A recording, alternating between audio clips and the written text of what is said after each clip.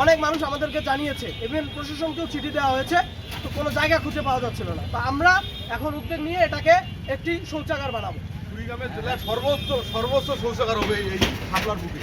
মানুষ এখানে যখন নামে, যখন ঢাকায় যায় বা ঢাকা থেকে এসে শৌচাগার পায় না, এই শাপলায় এই শৌচাগারটা হলে আমি মনে করি সবাই এটা সুবিধা হবে।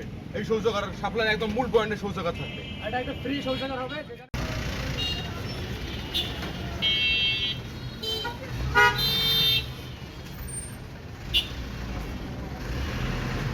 কাটো তাড়াতাড়ি কাটো।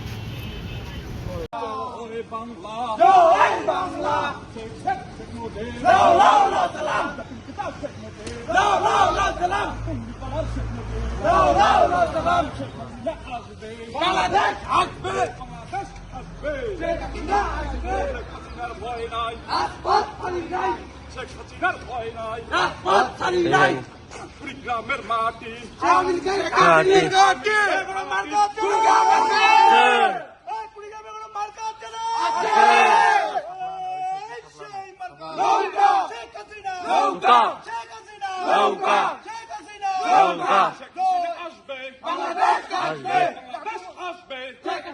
আসবে